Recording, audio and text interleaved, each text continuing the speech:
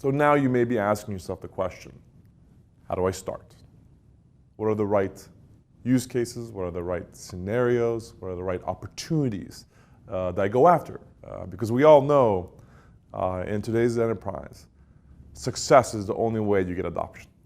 If you start your conversational AI journey and fumble in the beginning, it's very hard to get buy-in from the rest of the business, buy-in from stakeholders, buy-in from your customers. It is critical to be successful when you begin. I would share some thoughts on that. I have some suggestions based on the mistakes that we've made and lessons I've personally learned from implementing conversational AI in large and complex environments.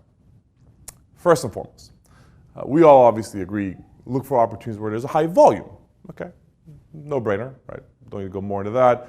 Not something that occurs once a month, but 10,000 times a month, or customers call about this, majority of the contacts, etc. In a typical Pareto principle, look for the 20% of the contacts that you would have that drive 80% of your volume, and that's where you focus. Great. Now you've identified the high volume. The second thing that's very important is that your conversational AI actually solves a problem. I cannot overstate this. I've made this mistake. I deployed a conversational AI for one of our peer organizations, and we wanted to move quickly, and we said, you know what, back-end integrations will take too long. We don't want to deal with it. Let's just make it FAQ-based.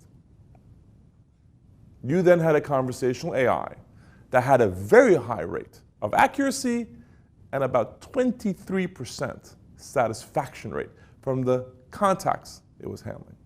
Imagine that. Problem is, nobody talks to a human being looking for an FAQ answer or a do-it-yourself. They call or contact help to get help, solve a problem. Help me never have to address this again myself. If your conversational AI solves the issue that it was contacted about, it is much more likely to get contacted again about it. So now you've identified things that are high volume.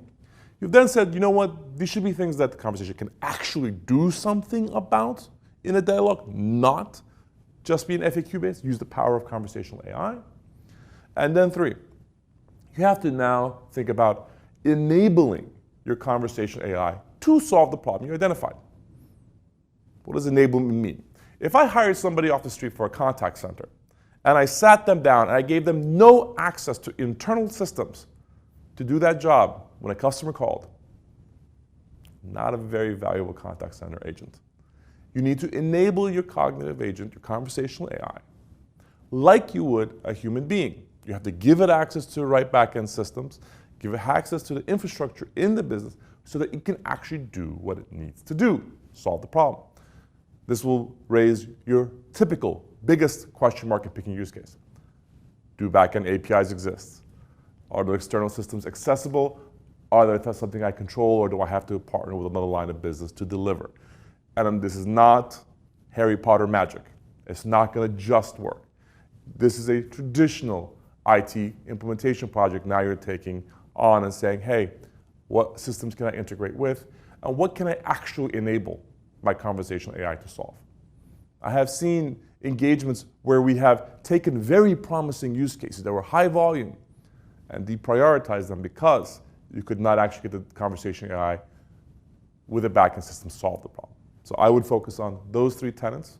If you are able to address high volume, solving a problem, and enabling with your backend systems, you have a much stronger likelihood of being able to deliver a successful conversational AI experience when you get started.